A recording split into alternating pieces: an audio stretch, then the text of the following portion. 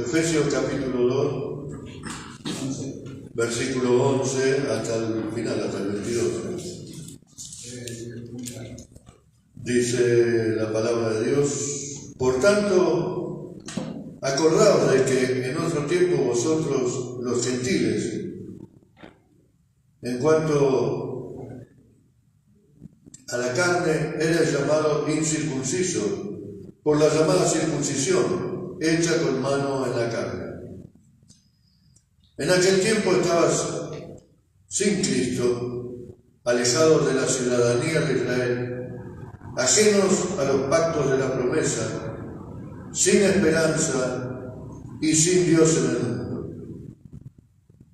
Pero ahora en Cristo Jesús, vosotros, que en otro tiempo estabais lejos, habéis sido hechos cercanos por la sangre de Cristo. Porque Él es nuestra paz, que de ambos pueblos hizo uno, derribando la pared intermedia de separación, aboliendo en su carne las enemistades, la ley de los mandamientos expresados en ordenanza, para crear en sí mismo de los dos un solo y nuevo hombre, haciendo la paz.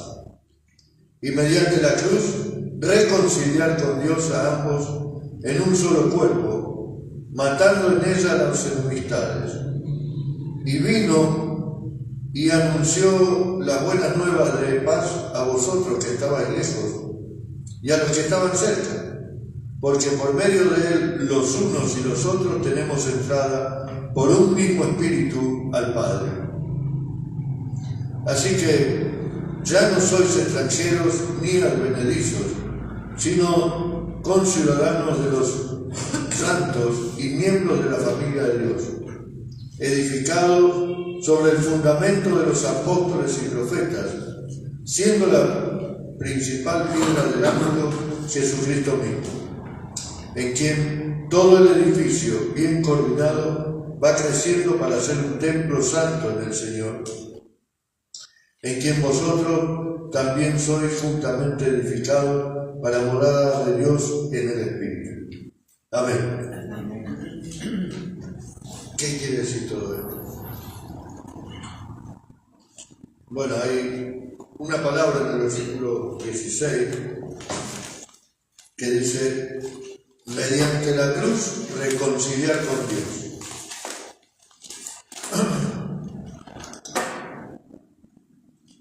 Y en este pasaje vamos a hablar juntamente de la reconciliación de Dios con el hombre, pero también del hombre con el hombre. O sea, reconciliación y unión o unidad en Cristo. Recordemos que veníamos hablando, Pablo viene hablando, acerca de la condición del ser humano sin Dios y de los beneficios del cristiano. Recuerdan el primer capítulo, las bendiciones espirituales, que somos adoptados, que somos sellados, que fuimos sellados por el Espíritu Santo. En el capítulo 2, el tema anterior fue justamente, comenzaba diciendo que desde el versículo 1, ya también hablando de la condición del hombre, decía,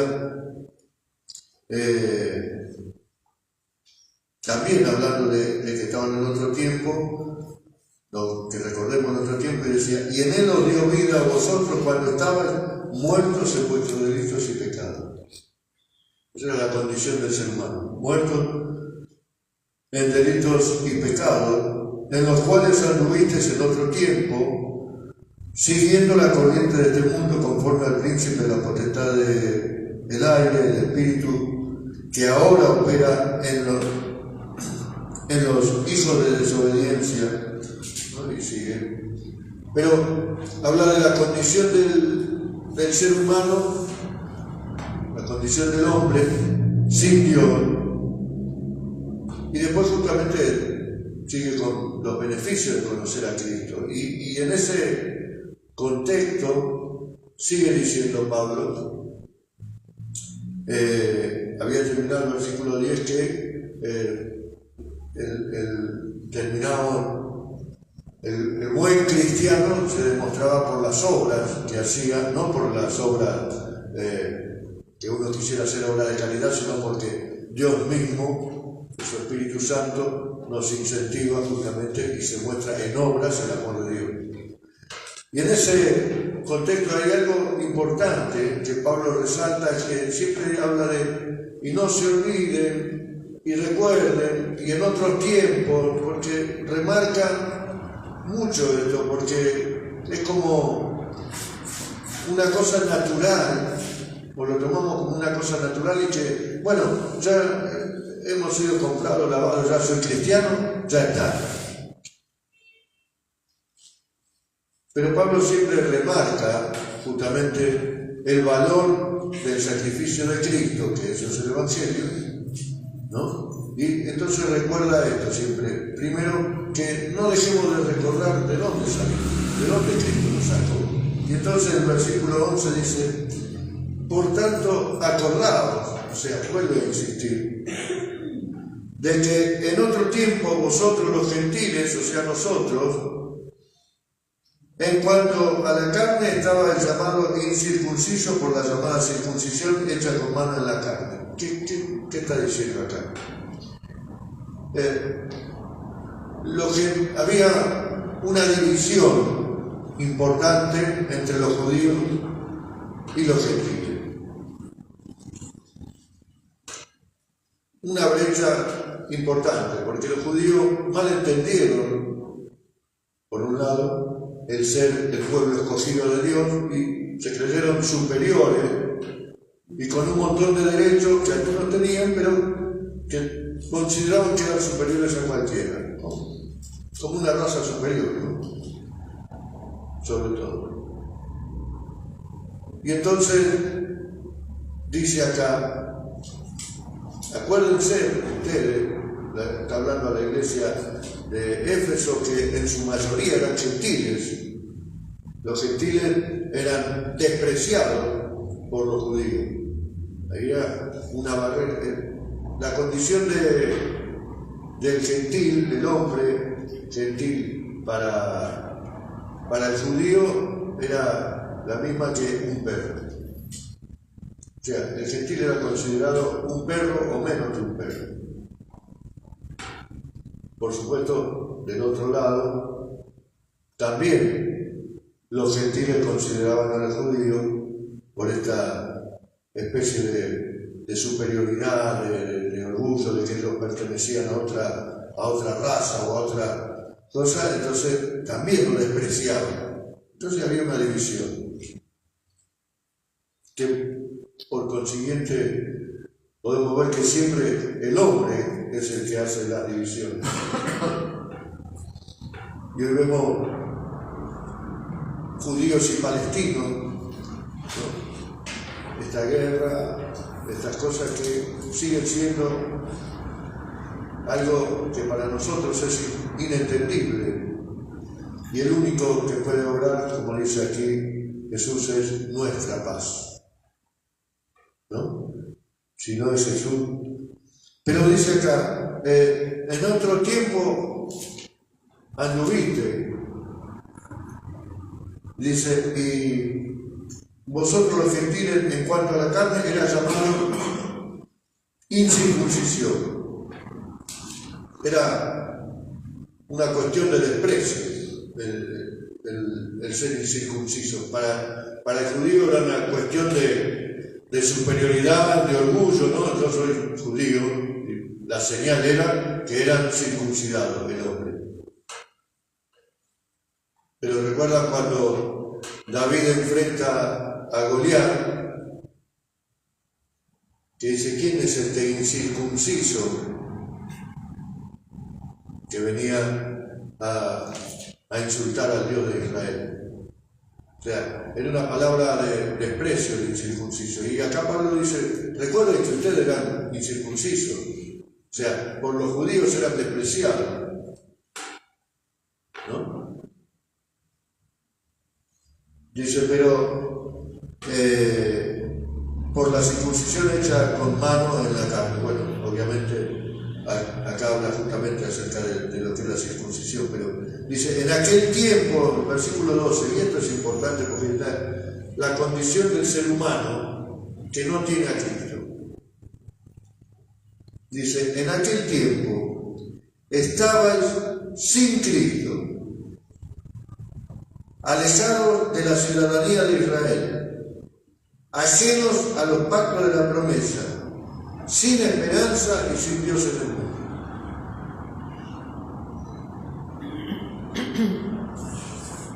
Que el Espíritu Santo nos dé esa revelación para entender,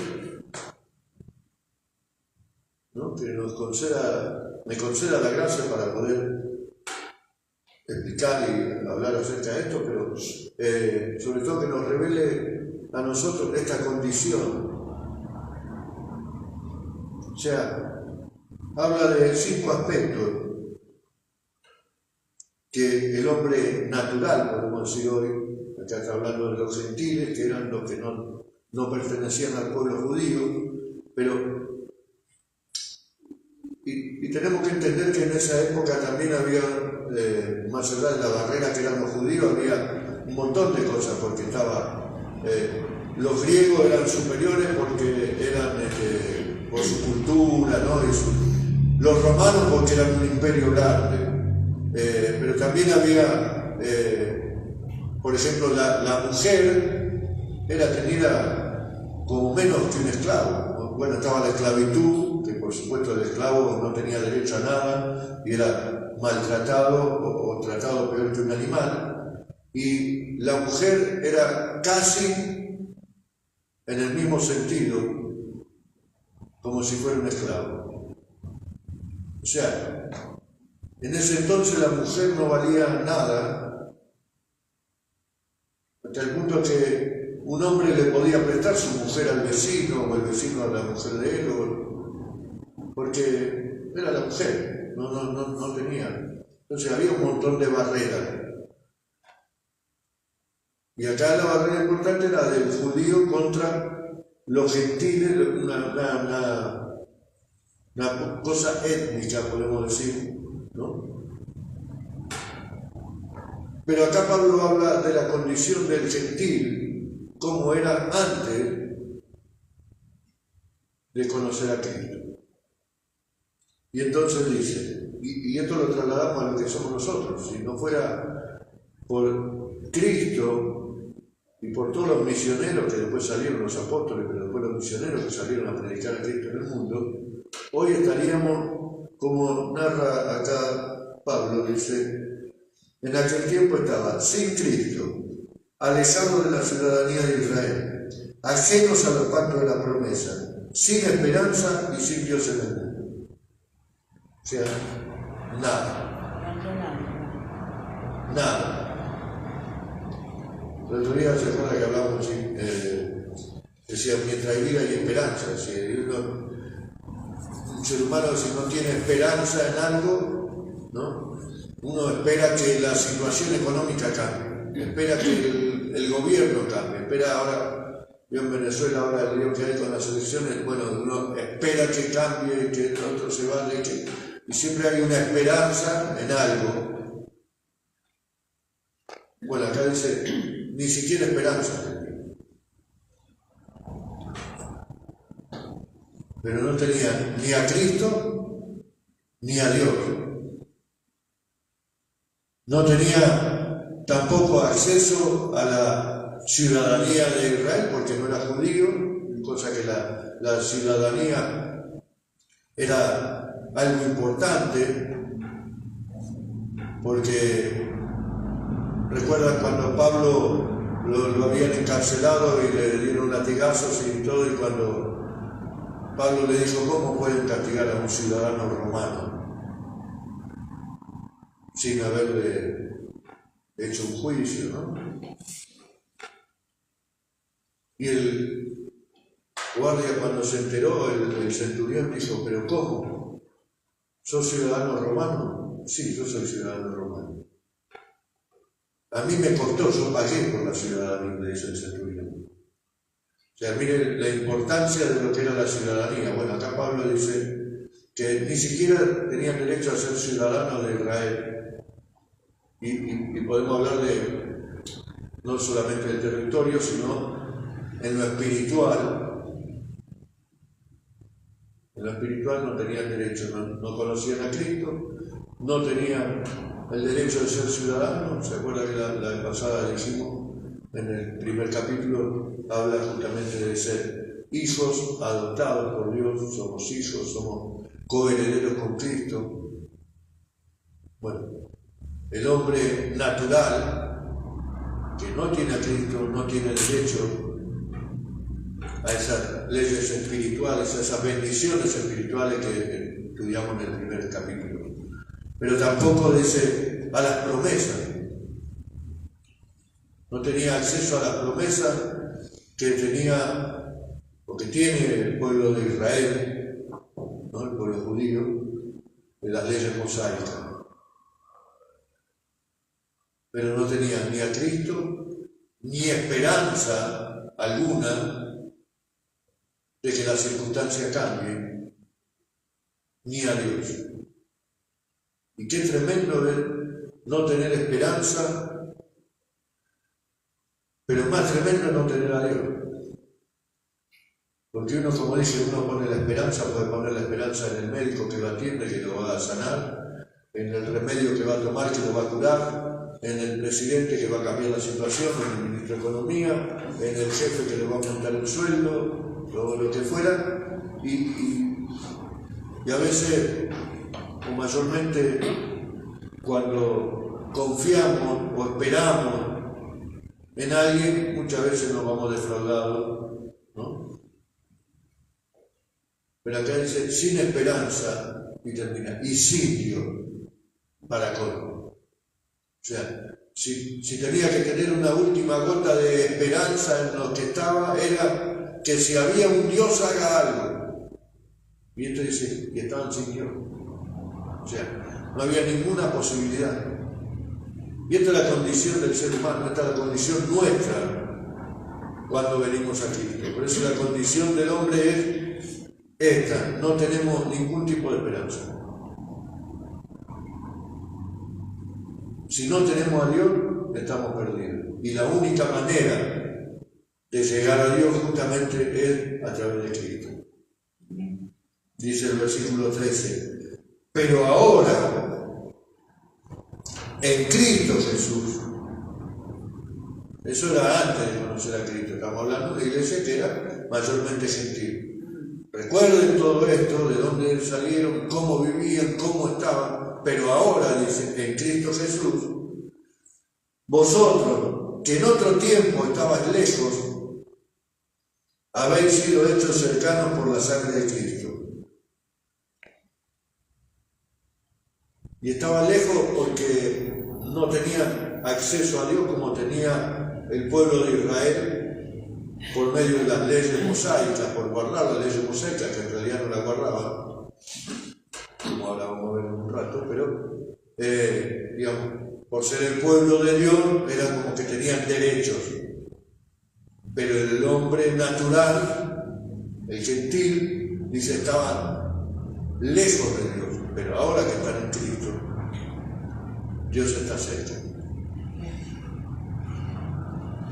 Ahora, no cambió nada la situación del ser humano, porque vivía sin Cristo, sin Dios, sin esperanza, sin promesa, sin ciudadanía.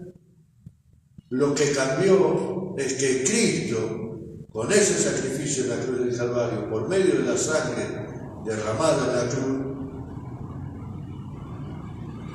acercó al hombre a Dios. Por eso decía de la reconciliación de Dios con el hombre, pero también del hombre con el hombre, por la división. Entonces, por medio de la sangre de Cristo, la situación cambió.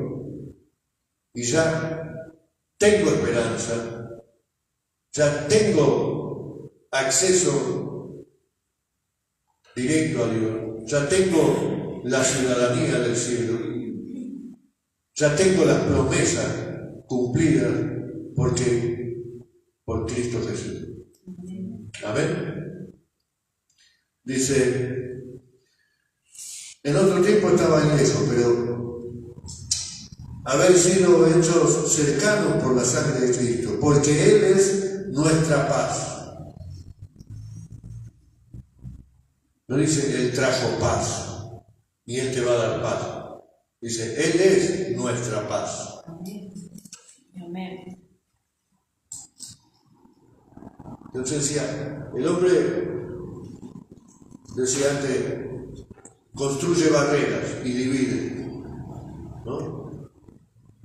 Por raza, por color, por política, por lo que fuera, ¿no? Y nombré antes Israel y Palestina. Y Cristo dice que Cristo es nuestra paz.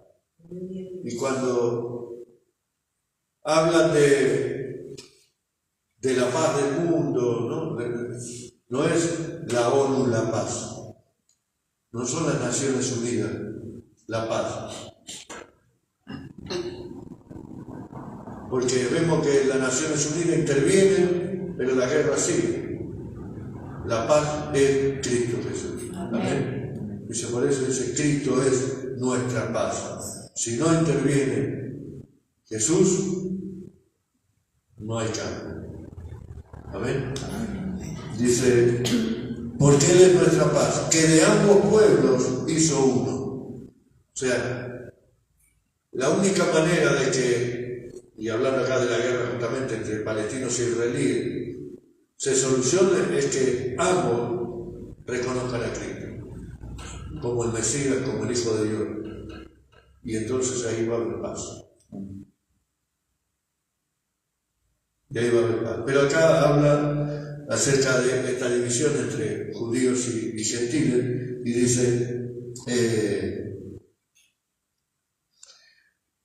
porque Él es nuestra paz, que de ambos pueblos hizo uno, derribando la pared intermedia de separación.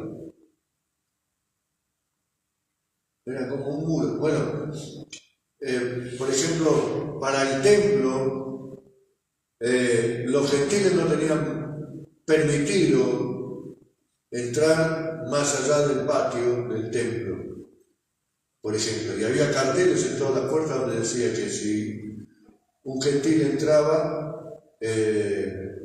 era digno de muerte. De hecho, a Pablo lo encarcelaron diciendo que había traído a, no me acuerdo el nombre de un griego que lo introdujo que decía que lo introdujo en el templo, y en realidad no lo había introducido en el templo, pero lo acusaron de eso, para tratar de matarlo. Porque era tan grande la división que, y por ejemplo, cuando fueron a acusar a Jesús para que Pilato lo encarcele, cuando fueron a la casa de él, no se animaron a entrar, porque si un judío pisaba la casa del gentil, era tenido por inmundo, y entonces no podían celebrar la Pascua. Entonces llegaron hasta la puerta, y de ahí le dijeron, mirá que Jesús. O sea, a tal punto era la división que si un judío estaba con un gentil, era considerado, el mismo Pedro también cuando fue a la casa se fue a predicar, que tuvo la visión en el techo de Cornelio, gracias María. Después era acusado justamente porque estuvo con un gentil, o porque estuvo comiendo después, cuando comía con los gentiles, Pablo mismo lo confrontó. Es decir, había una división muy grande, pero acá dice la palabra que Jesús es nuestra paz. Y que Él, dice, hizo de ambos pueblos uno, derribando la pared intermedia de separación, aboliendo en su carne las enemistades de la ley, de los mandamientos expresados en ordenanzas, para crear en sí mismo de los dos un solo y nuevo hombre, haciendo la paz. Acá hay algo importante en el versículo 15 cuando dice aboliendo las enemistades de la ley y de los mandamientos expresadas. No es que Cristo, cuando vino Cristo, abolió, porque Él dice, yo no vine para derogar la ley, sino para cumplirla, ¿no? A lo que se refiere a la ley mosaica, ¿no? La ley de los 10 mandamientos, podemos decir. A lo que se refiere acá que Cristo hizo aboliendo la ley expresada, es la ley porque ¿qué pasaba con el pueblo judío? Que Pablo lo explica en Romanos cuando habla de la circuncisión, y que hay que circuncidarse el corazón. Porque dice, las leyes que habla acá son las leyes ceremoniales, podemos decir, donde los judíos le dieron más importancia a la fiesta de la Pascua, a la fiesta de los tabernáculos, a los sacrificios, ¿no? Y todo eso, a que guardar los 10 mandamientos, por ejemplo. Por eso Pablo en Romanos, cuando habla justamente de esto, dice de circuncidar el corazón, porque dice, no es solamente los mandamientos, dice, no es que la fiesta, esto, lo otro, sino que no matarás, no adulterarás y todo eso. Esto dice, por eso en una cosa se resume, dice, amarás a tu prójimo como a ti mismo, ¿no? Pero acá, cuando Pablo dice que aboliendo en la carne las enemistades de la ley, claro, como dice, los judíos se consideraban una raza superior. Después pudo haber pasado algo también importante, que los cristianos, o sea, los gentiles que se convirtieron, ya se consideraron como otra raza superior, como una tercera raza, digamos, ¿no? Entonces por eso Pablo siempre acomoda esto de no se olviden, ¿no? Recuerden cómo estaban y que en realidad no hicimos nada, sino que fue Jesús el que lo hizo. Y dice, Jesús hizo de los 2 pueblos uno solo. Por eso dice también Pablo que no hay judío ni griego, judío ni gentil, ni griego ni romano, ni hombre ni mujer, ¿no? Claro. Entonces, somos uno. Que de hecho, cuando uno piensa la oración de Jesús en Juan 17, cuando dice, Señor, que sean uno como tú y yo somos uno. No fue solo una oración. Jesús sabía que lo que oraba se tenía que cumplir y Él lo iba a cumplir. Y por eso dice, de los 2 pueblos hizo uno. Los unió. Judíos y gentiles, ya no hay barrera, dice. Para crear en sí mismo de los 2 un solo y nuevo hombre, haciendo la paz. Y mediante la cruz, acá está el versículo 16, mediante la cruz reconciliar con Dios a ambos en un solo cuerpo, matando en ella las enemistades. Ahora, esto está lindo predicarlo, ¿no? Dice Jesús creó o mejor dicho, trajo la paz, unió una sola, hizo un solo hombre, dice, y no quiero, matando en ella las enemistades. Toma. ¿Y por qué te enojas con el hermano fulano o con la hermana fulana? Dice acá que Jesús mató las enemistades, ¿no? Entonces, cuando está hablando de que nos hizo uno solo, está hablando de una unidad.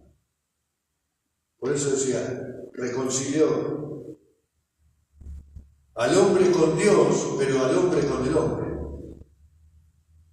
Por eso acá más cuando ya está hablando, obviamente habla de la iglesia, pero se centra más en lo que sería la iglesia, y por eso es trascendente e importante que entendamos acerca de lo que somos como iglesia. Porque cuando dice matamos, que Cristo mató las enemistades, y uno ve que fulano no saluda a mengano, que el sultano no habla con... Pero, ¿y de qué Cristo estamos hablando entonces? ¿Y de qué paz estamos hablando? ¿Y de qué cruz? ¿Y de qué sangre? ¿Para qué valió? Dice, Cristo abolió esa división, abolió la barrera y mató la enemistad. Y vino y anunció la buena nueva de paz a vosotros que estabais lejos y a los que estaban cerca. Y acá, cuando uno dice, ¿y cuándo vino? Porque le está hablando la iglesia de Éfeso. Entonces dice, ¿cuándo Jesús fue a Éfeso? Si Jesús siempre, su radio siempre fue en la tierra de Palestina, digamos. ¿Cuándo fue Jesús a Éfeso a predicar? Porque acá dice, y vino y anunció la buena nueva de paz a vosotros que estabais lejos y a los que estaban cerca. Esto es lo que en realidad son aquellos que predicaron el Evangelio. Porque recuerdan también, Pablo dice que nosotros somos embajadores de Dios que representamos y damos la voz de Dios. Amén. Entonces, aquellos que antes de Pablo, por ahí pudieron predicar el Evangelio de Cristo, es como si Dios mismo hablara. Y por eso Pablo dice, y vino y habló. Dice, y vino y anunció la buena nueva de paz a vosotros que estabais lejos y a los que estaban cerca también. Entonces, acá uno tiene que hacer hincapié en la iglesia. ¿Cuándo vino Jesús a la iglesia? Acá, a esta iglesia, ¿cuándo vino Jesús? Cada vez que se abrió esa puerta y un hombre, un siervo de Dios, se paró desde este lugar para anunciar el Evangelio, es Dios mismo hablando a su pueblo. No es que, perdón, no quiero que entiendan que yo soy Dios o que yo represento a Dios. No, es Dios hablando a través mío, a través de Jorge, del que esté acá adelante, hombre comprometido, mujeres comprometidas con Dios, que realmente Dios cambió, transformó su vida y Dios los usa para anunciar este Evangelio. ¿Sí? Entonces, también es un poco, cuando uno lo entiende así, si es que lo entiende, piensa, ¿y cómo no vino a la iglesia el domingo que Dios estaba hablando?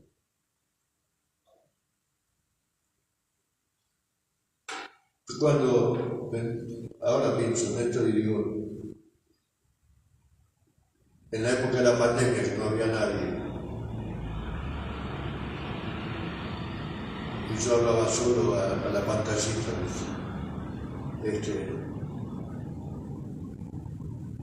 y pienso en la bondad de Dios. Porque en ese momento no nos podíamos congregar, pero Dios siguió hablando. Y hoy que nos podemos congregar, por eso la importancia de Pablo que dice, no nos olvidemos, no se olviden de dónde salieron, no se olviden que en otro tiempo.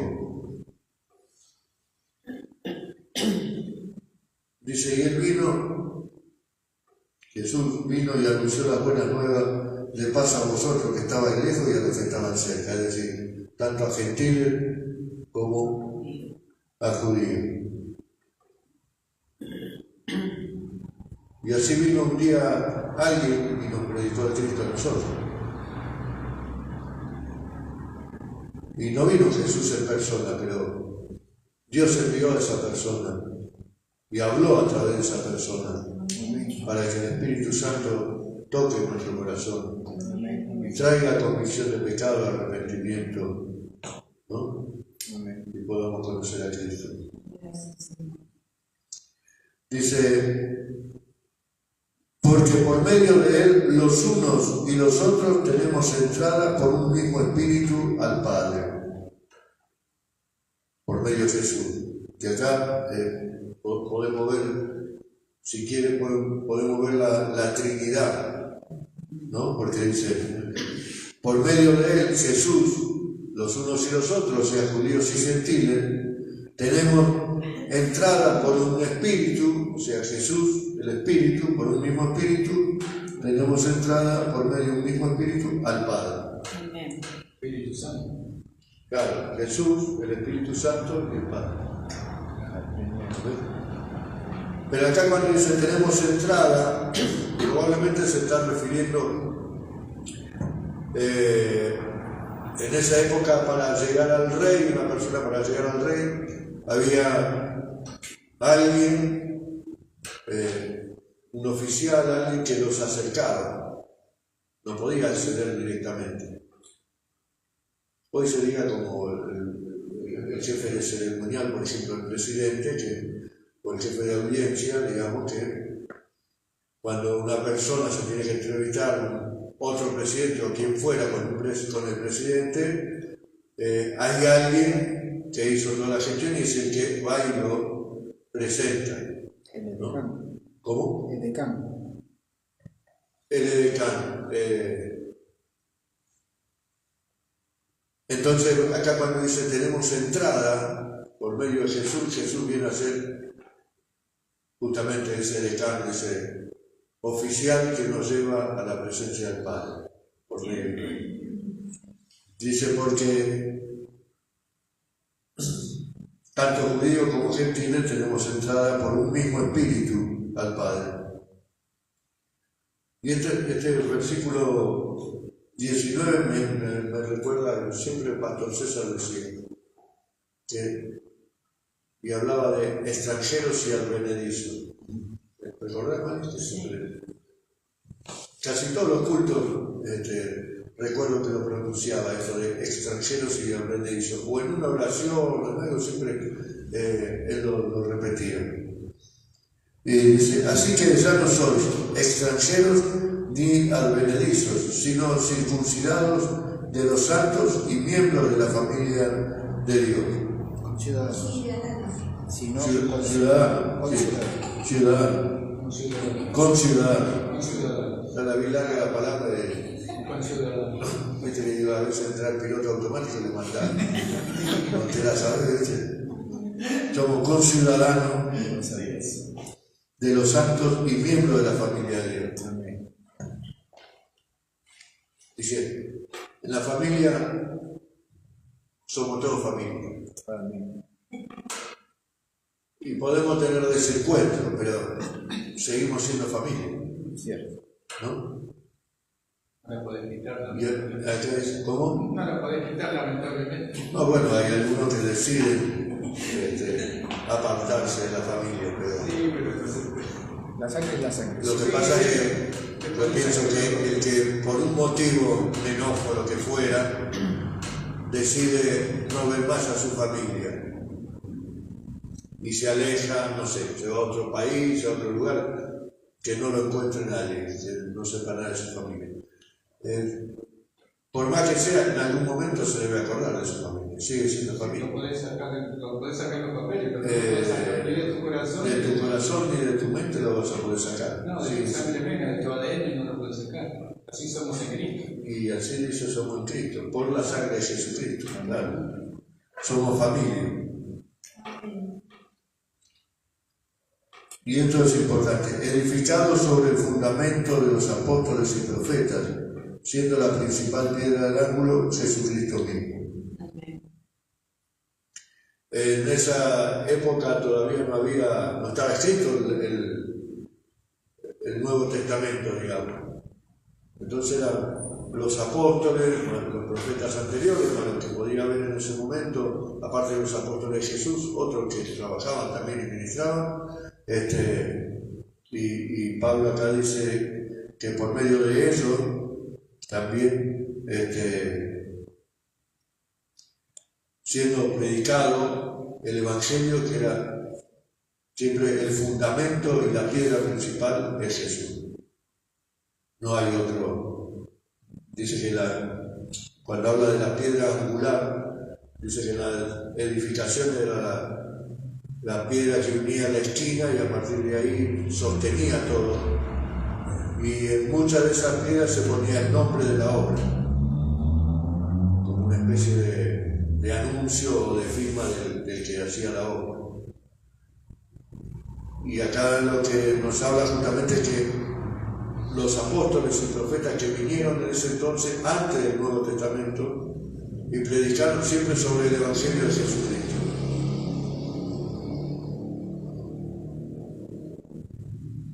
Digamos, los apóstoles y profetas como tal lo conocemos en la Biblia ya no existen.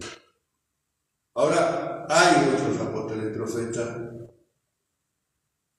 que pueden ser usados por Dios, pero no van a tener ninguna revelación externa de lo que diga la Biblia. O sea, cualquier cosa que digan que no esté en la Biblia no es revelada por Dios, porque Dios lo que ya tenía que decir lo dijo a los profetas, a los apóstoles, y está escrito acá, no hay más. Si Dios te va a hablar al corazón, sí o sí. Habré escuchado historias de... Había unos cuantos, creo que eran como 6 o 7, que habían ido al infierno. Sí. Y contaban que en el infierno habían visto esto, aquello, el otro. Y en realidad no contaban nada raro porque, o sea, ellos imaginaban, pero digamos dentro de lo que decía la Biblia, lo que pasaba. Es como lo que fueron llevados al cielo. Y fueron, o sea, sacaron de la película. Dios no le va a revelar nada que no esté en la Biblia. Nada. En Eclesiastés dice, no hay nada nuevo bajo el sol. Bueno. Dios no tiene más nada que decir porque todo lo que dijo está acá y no necesitamos más nada. Te podrá hablar para que, mira que te está desviando, afirmate, lee la Biblia, levantate a orar, este proyecto sí hacelo, este no lo haga, ese tipo de cosas. Pero ninguna revelación que venga que el Señor me habló y me dijo que en el año 2325 va a venir y... No existe. No existe. Para eso tenemos la Biblia. Amén. Y de hecho, de paso, si Jesús dijo que él mismo no lo y él mismo no lo sabía, cuando será el final, así que para qué te lo va a revelar a vos o a mí.